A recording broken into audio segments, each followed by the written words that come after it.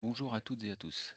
Bienvenue dans ce tutoriel dans lequel vous allez apprendre à construire une table de données avec tableau. Alors, à quoi ça ressemble une table de données? Eh bien, je vais vous montrer un exemple. Voilà. C'est donc ici une table où on va retrouver un peu à la façon d'un tableau croisé dynamique dans Excel, des dimensions. Donc ici, on a segments et catégories et des mesures, quantité, vente et profit dans un très beau tableau où on peut voir les chiffres sous format texte et non pas sous forme de graphique. Donc, je vais vous montrer le chemin le plus court pour construire cette magnifique table de données. Et donc, ça se fait en 6 étapes. C'est très rapide car il y a des raccourcis qui ont été mis au point par les développeurs tableau.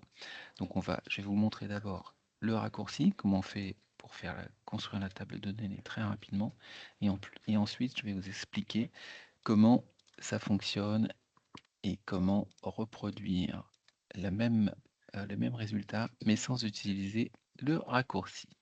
Alors allons-y. Première étape, on choisit le type de visualisation. Donc ici, ça sera en mode texte, car on veut voir tous les chiffres. Ensuite, on va prendre notre première dimension qu'on va placer sur l'étagère des lignes. On voit les 3 valeurs de segment. Ensuite, on va prendre la deuxième dimension. Donc on a 3 valeurs dans chacune des dimensions, ce qui nous fait 9 lignes. Donc on peut voir en bas à gauche, dans la barre d'état, 9 lignes pour une colonne. Très bien. Et on va juste double-cliquer pour continuer sur Profit.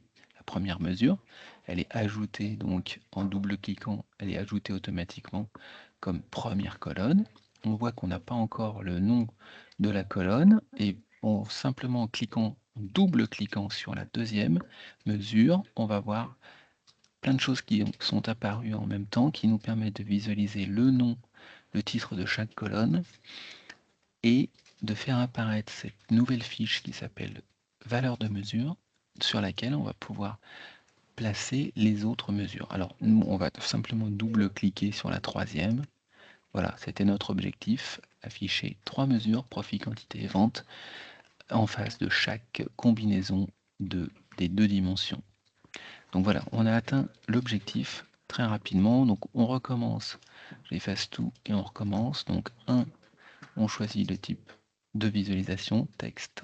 2, on choisit nos dimensions. D'ailleurs, on peut le faire je pense qu'on peut les sélectionner toutes les deux en même temps, les mettre sur l'étagère des lignes. Voilà, hop, pas dans le bon sens. Ensuite, simplement, on double-clique sur une première mesure, on double-clique sur une deuxième et sur la troisième et c'est terminé. Maintenant, on va revenir un petit peu en arrière pour essayer de comprendre ce qui s'est passé.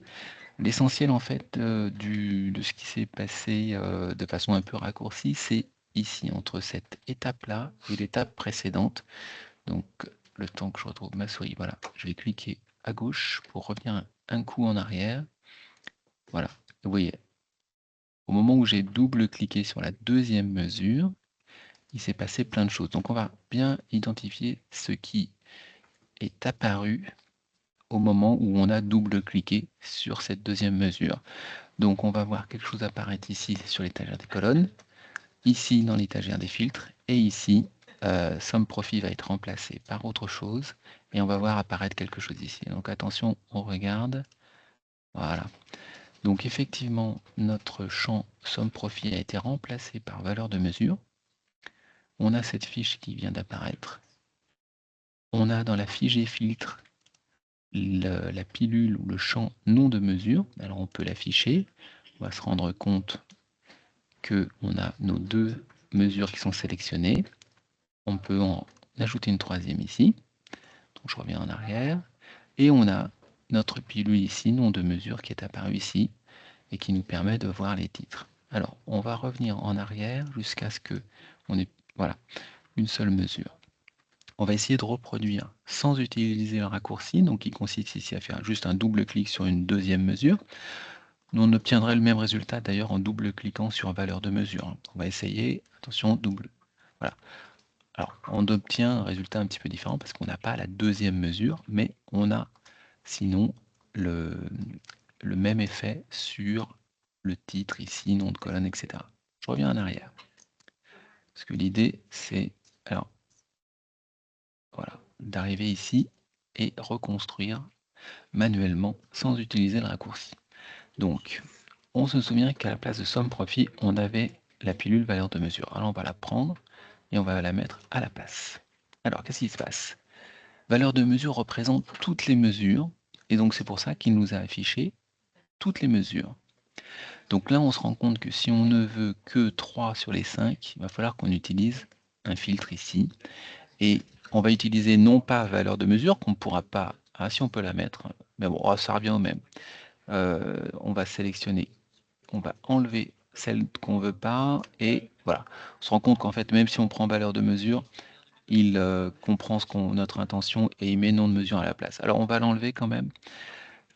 On va l'enlever complètement, voilà. On va la remettre à partir de nom de mesure. Voilà, je mets nom de mesure dans la fiche des filtres et là, je peux modifier le filtre. Donc je vais l'afficher pour le modifier et je vais enlever les mesures que je ne veux pas voir. Voilà, donc vous voyez, ça a permis de sélectionner les mesures ici. Alors je vais masquer la fiche. Parfait. Donc on a rajouté ici ces noms de mesure pour filtrer. Par contre, là on se rend compte qu'on a un petit souci d'affichage, c'est que tout est écrit, les 3 mesures sont affichées au même endroit, donc ça devient illisible. Et il nous reste un seul élément à placer sur la feuille pour que chaque mesure ait sa propre colonne. Et donc on va mettre quelque chose ici dans étagère des colonnes et on va mettre nom de mesure tout simplement. Et on a reconstruit notre table de données en comprenant bien cette fois ce qui s'est passé sans utiliser le raccourci. Alors une dernière fois, on réutilise le chemin le plus rapide. 1, je choisis le type de visualisation texte. 2, je choisis mes dimensions et je les place sur l'étagère des lignes. Je les mets dans le bon sens. 3, je double-clique sur ma première mesure. 4, je double-clique sur la deuxième. 5, je double-clique sur la troisième. Et voilà. Merci pour votre attention. À bientôt pour une prochaine vidéo.